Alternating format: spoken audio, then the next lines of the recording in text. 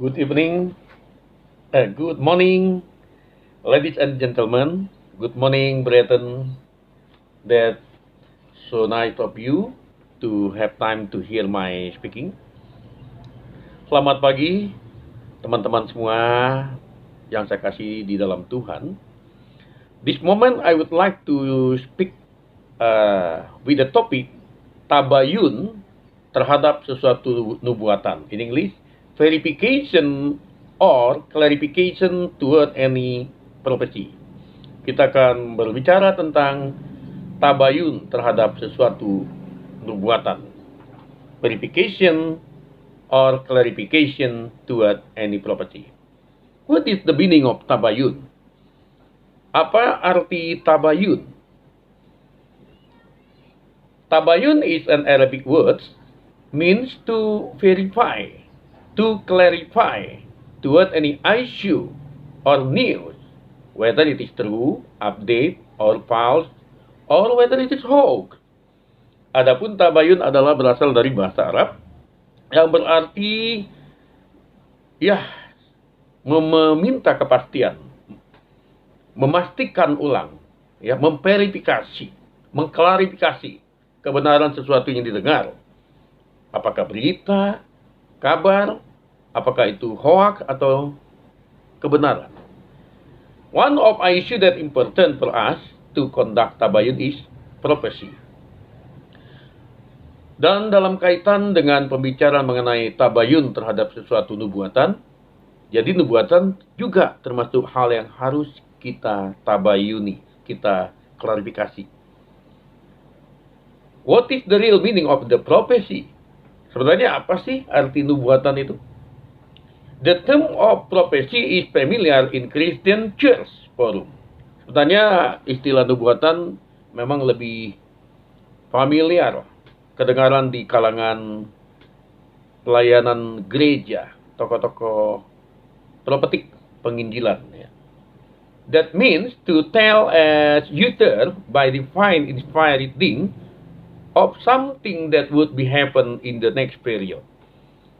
Adapun nubuatan adalah sesuatu yang menunjukkan, memperkatakan sesuatu yang akan terjadi menurut apa yang didapat dari inspirasi berdasarkan suara Tuhan. Mendengar suara Tuhan lalu disampaikan tentang apa yang akan terjadi. The prophecy is an inspired utterance of a prophet by God, by God's word. Jadi, dengan kata lain, nubuatan itu adalah memperkatakan pesan Tuhan. Jadi sebenarnya kalau lebih familiarnya, nubuatan lebih mencakup pesan Tuhan terhadap sesuatu yang akan terjadi. Prophecy itself is not same with any term of prediction, term of fortune telling, but there are many different of them. Adapun perkataan nubuatan tidak sama artinya dengan istilah prediksi, ramalan, atau nujum, atau sesuatu yang sifatnya dugaan atau perkiraan manusia. What is the difference between the prophecy and prediction or fortune telling? Jadi apa sih sebenarnya perbedaan antara nubuatan dengan ramalan dan juga nujum atau sesuatu yang menduga-duga, prediksi atau perakiraan? Mainly there are three difference. Ada 3 perbedaan utama. The first is source. Yang pertama adalah sumbernya. If the prediction, fortune telling, or anything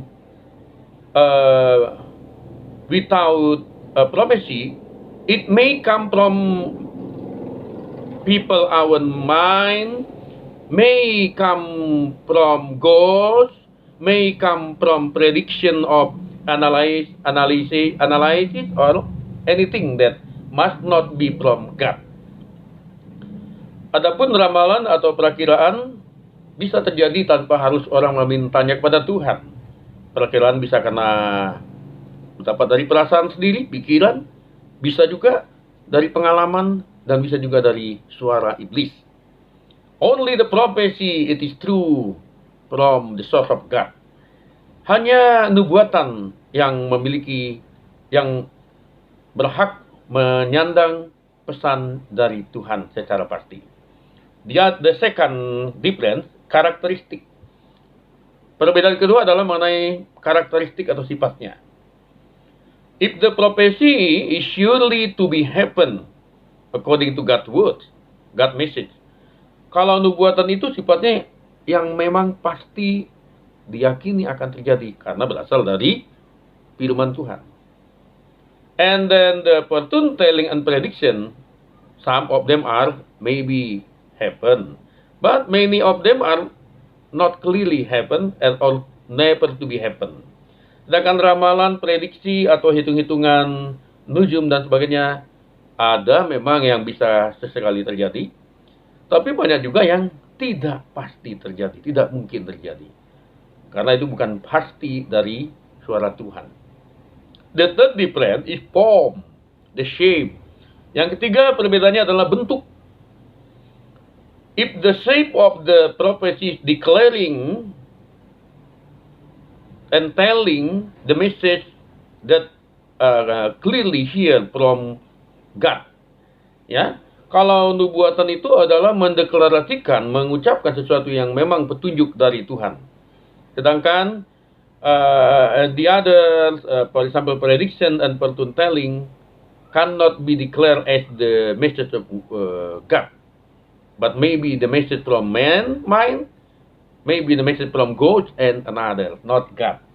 Sedangkan ramalan dan prediksi, nujum dan sebagainya bisa terjadi sebagai pesan manusia, kata hati, kata pikiran, kata prediksi, bahkan dari iblis.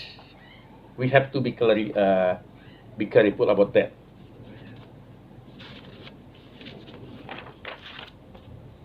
Now, whereas the prediction is based on habitual system by experienced pattern.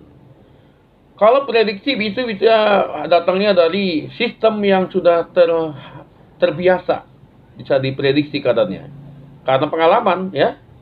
Seperti ramalan cuaca, ya. For example, for the climate, ya, for the what will be happen in the next weather. Ya, the science can use to give the instruction for the prediction. Untuk ramalan cuaca dan lain-lain bisa ada yang benar, bisa ada yang terjadi berdasarkan prediksi pengalaman, ya. Kebiasaannya dari data-data yang ada, fakta. The prediction may come from the feeling subjectively of people minded, ya, subjectively. Prediksi atau ramalan bisa juga terjadi karena adanya pandangan atau pendapat hati manusia secara subjektif, not from God clearly. Tidak bisa dipastikan itu dari Tuhan, bisa subjektif. From many people, human willing, karena kemauan manusia. The prediction can be counted by analyzing. Prediksi atau ramalan bisa dalam bentuk analisa. Wah, ini akan terjadi nih. In the finance field, we know many will be happen tomorrow from the analyzing of economic. Analisa ekonomi bisa menunjukkan apa yang terjadi kira-kira besok, trend, ya, the trend of the market can be analyzed, can be predicted, bisa diramalkan. Kira-kira besok apa yang marak ini, ya. The prediction can be imagined by assumption. Sedangkan kalau ramalan atau prediksi bisa dibayangkan berdasarkan asumsi, opini. Kira-kira besok begini ini. For example, in the political, in the social condition can be predict tomorrow according to the social and our environmental progress. Ya, kita bisa menduga kira-kira besok apa. The much danger is if the fortune telling or prediction are come from ghost or Satan. Yang paling berbahaya adalah apabila ramalan atau prediksi diyakini padahal itu karena berasal dari iblis dan setan. But if we telling about the prophecy, it is not according to the habitual, not according to the feeling of people subjectively. It is not according to the counted by analyzing. It cannot be imagined by assumption. It must not come from the ghost of without God. Sedangkan kalau nubuatan bukan sesuatu yang berdasarkan dari sifatnya perasaan atau subjektif, pikiran atau opini, dan juga bukan dari setan, ya. Why do we need to verify or tabayun for any prophecy issued by someone? Sekarang pertanyaannya, mengapa kita perlu tabayun? Mengapa kita perlu memverifikasi kalau ada orang mengatakan ada nubuatan tertentu? Ya, because there are true prophecy and also another false fake prophecy. Karena nubuatan itu ada yang benar, ada yang dari Tuhan. Atau ada juga orang mengatasnamakan Tuhan untuk menyampaikan sesuatu yang bukan nubuatan, tapi dia sebut nubuatan, dia sebut dari Tuhan. Atau dengan kata lain, nubuatan palsu. The second, because there are true prophet and the other corner any fake prophet. Ada nabi sejati, orang menyampaikan suara Tuhan disebut nabi. Ada nabi yang tertulis dalam kitab suci, dan pada saat ini banyak nabi dalam tanda kutip, bukan gelarnya, bukan jabatannya, tapi fungsinya menyampaikan suara Tuhan yang didengar, itu disebut suara nabi dari Tuhan. Tapi ada juga orang yang mengatasnamakan suara Tuhan, padahal dia tidak mendapat dari Tuhan. Itu namanya nabi palsu. It is dangerous. Itu sangat berbahaya. Who are them? Ya, siapa saja yang disebut dengan nabi itu?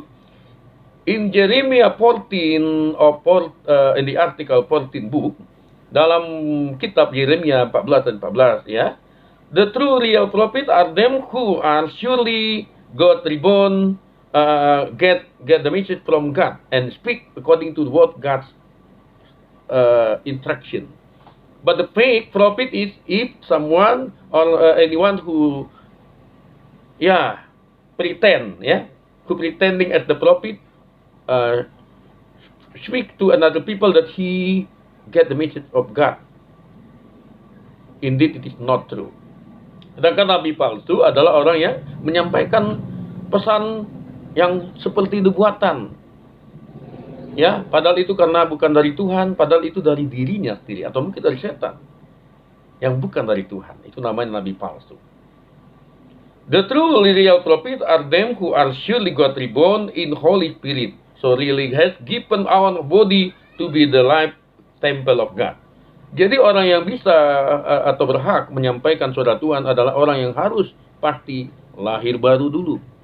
Dilahirkan kembali oleh kuasa Roh Kudus. Sehingga ada kuasa Yesus di dalam dirinya untuk menyampaikan pesan Allah. Tidak mungkin orang menyampaikan nubuat kalau dia belum lahir baru.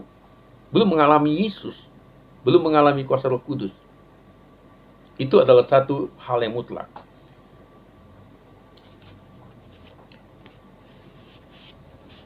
As men or women who are really know God in Christ as properly in mature understanding can to discern anything to be happen. Hanya orang yang sudah benar-benar mendengar suara Tuhan, sudah dewasa, pengenalan akan Tuhan, yang seharusnya boleh berani menyampaikan nubuatan. Jadi dia sudah bisa yakin ini dari Tuhan, ya, tidak sembarangan, ya. The false prophets are them who never get reborn in Christ, never live as the life temple of God, maybe diligent to go to church, but just routine activity, never submit all mind, spirit, body unto the Holy Spirit. So can telling any false prophecy according to our emotion, our mind, our feeling, our prediction, or our ideal habit. Fake prophet may go to speak and fortune telling prediction by our writing, our willing, not by God's willing. Jadi orang yang disebut nubuat palsu adalah jika orang yang menyampaikan nubuatan Sementara dia sendiri belum mengalami Yesus, tidak lahir baru. Hanya nampaknya saja beragama Kristen, pergi ke gereja, ya, rajin beribadah di luar saja, tapi tidak mengenal Yesus secara pribadi, tidak mengalami kuasa Allah, tidak mengalami pengampunan dosa, tidak mengalami kehidupan yang baru. Jadi bagaimana mungkin dia, orang yang masih dikuasai emosi, masih dikuasai oleh dengan pikiran yang sia-sia, menyampaikan pesan Tuhan? Tidak mungkin, ya. Tidak ada itu, ya. Yang ada adalah harus lahir baru dulu, baru terima Yesus. How can we verify true or false any profession? Bagaimana kita bisa memverifikasi ini benar atau tidak dari Tuhan, ya? Ada orang ngomong, saya mendengar Tuhan, saya mendengar suara Tuhan. We would know any tree is good or bad according to the fruit, whether the fruit is delicious or not. Kita akan tahu pohon itu baik atau tidak dari buahnya. Kalau buahnya enak, subur, kita tentu mengatakan pohonnya baik. We can know any prophecy is true or false according to the fruit of the result. Ya, kita juga akan bisa tentunya mengetahui kalau suatu nubuatan disampaikan itu benar dari Tuhan atau palsu. Kita harus tahu, harus bisa memverifikasi, tabayun kalau dalam bahasa Arabnya, ya. Penting sekali mengadakan tabayun. What are the characteristics of the true prophecy? Apa ciri-ciri tanda kalau nubuatan itu benar dari Tuhan? Yang pertama, the first, right, true motivation to serve God. Yang menunjukkan bahwa nubuatan itu benar adalah kalau dia motivasinya adalah untuk melayani Tuhan. Itu sebagai menyampaikan kebenaran.